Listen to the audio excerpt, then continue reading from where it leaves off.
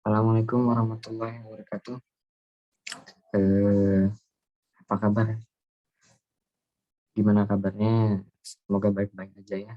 Jangan sampai keadaan yang tidak kita inginkan terjadi, gitu kan ya.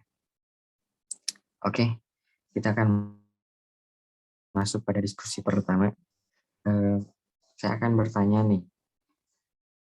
Ada 3 pertanyaan pokok yang akan saya tanyakan. Yang pertama, apakah esensi etika khotib menurut Imam Al-Ghazali? Singkat saja, tidak perlu panjang namun singkat.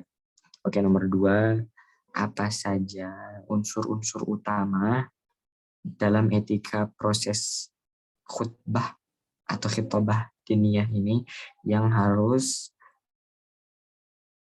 dimiliki oleh seorang khotib dan jamaah. Lalu yang ketiga, bagaimana urgensi ketika dalam keseluruhan proses kegiatan khutbah. Nah, mungkin itu mangga waktunya.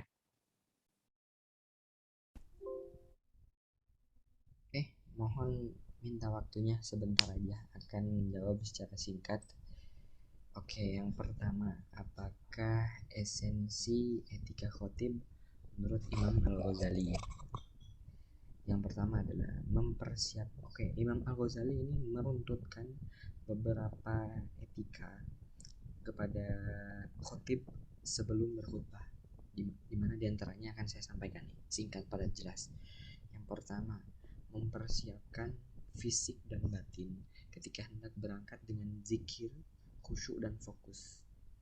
Yang kedua ada menunaikan ibadah sunnah, sholat sunnah, tahiyatul masjid, agar menciptakan suasana yang suci dan khidmat, kemudian teguh dengan iman dalam diri ketika hendak berkhutbah.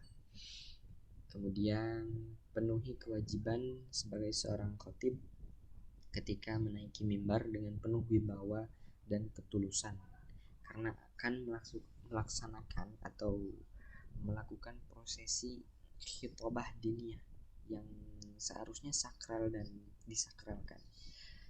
Kemudian mengucapkan salam, menghormati jamaah dengan memandang dan tidak menunjuk-nunjuk yang tidak perlu pada jamaah.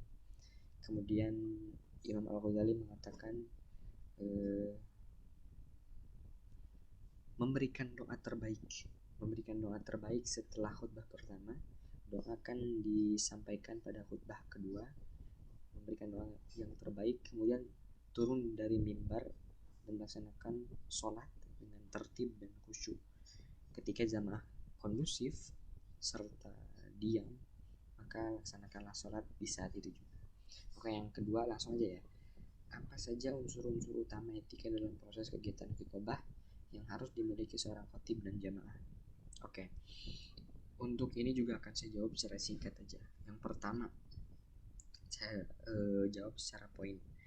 Berangkat dalam keadaan suci, lagi berwudu dengan hati yang tenang, karena sejatinya wudu adalah obat penenang bagi umat muslim ya. Makanya sebelum berangkat ke masjid untuk melaksanakan prosesi sakral Jumatan, kita harus berwudu lah, minimal berwudu dari rumah. Kemudian poin kedua, melaksanakan ibadah sholat sunat tahiyatul masjid dan duduk dengan tidak melakukan hal yang sia-sia di mata Allah ya.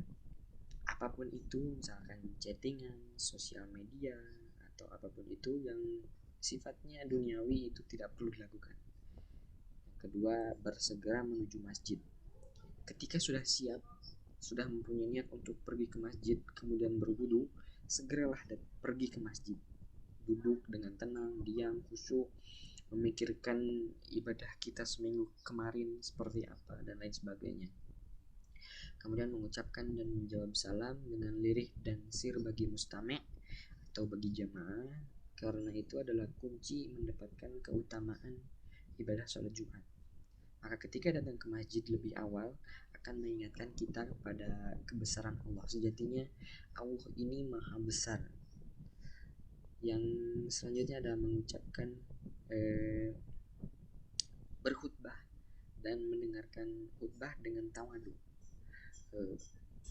Khotib mengucapkan khutbahnya dengan sakral, dengan formal, kemudian mustami atau jamaah mendengarkannya secara santun, damai, khusyuk, fokus. Nah, maka itu akan bernilai ibadah yang sangat besar.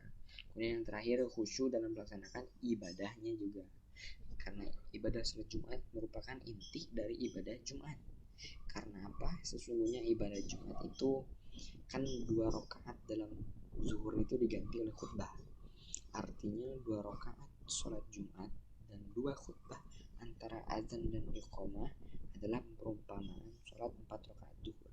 Maka kalau misalkan tidak khusyuk dalam melaksanakan salah satu prosesi tersebut, yakni sholat Jumat dengan khutbahnya, maka hilanglah pahalanya, keutamaan sholat Jumat. Oke, langsung aja ke nomor 3.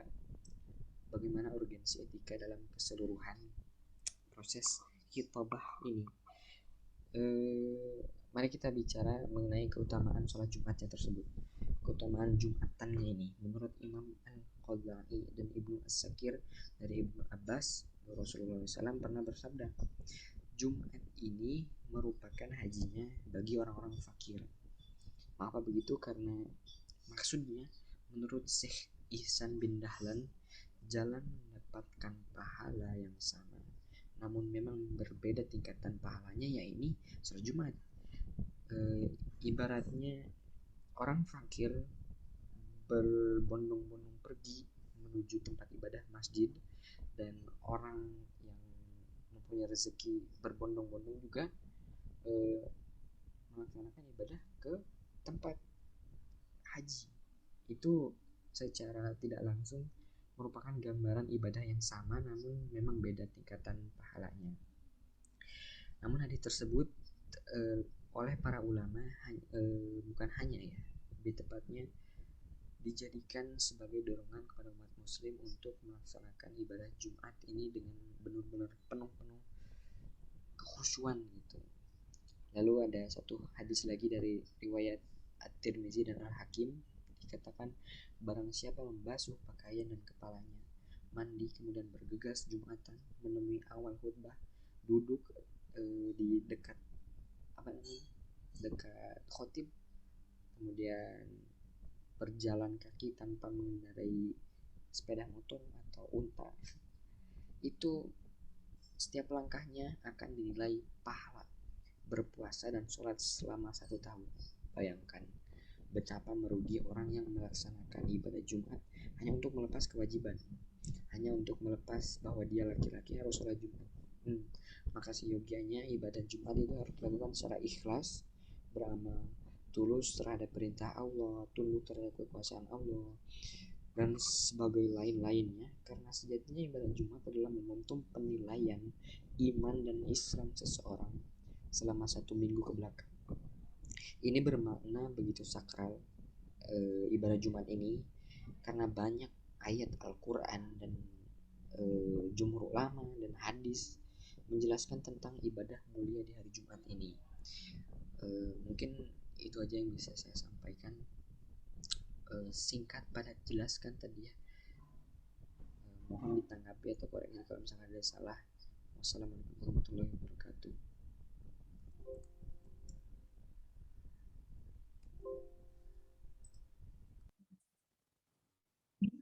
Oke, waalaikumsalam warahmatullahi wabarakatuh.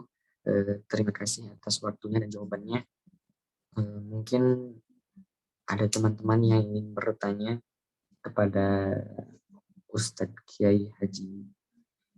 Barangkali ada yang masih bingung terhadap pendapat Ustadz atau ingin bertanya tentang seputar ibadah Jumat, silakan.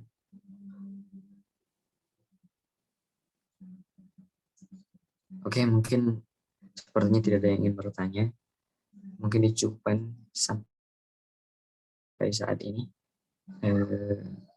Kurang lebihnya dari kita panitia mohon maaf apabila ada kesalahan.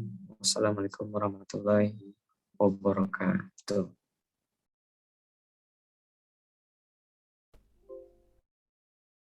Waalaikumsalam warahmatullahi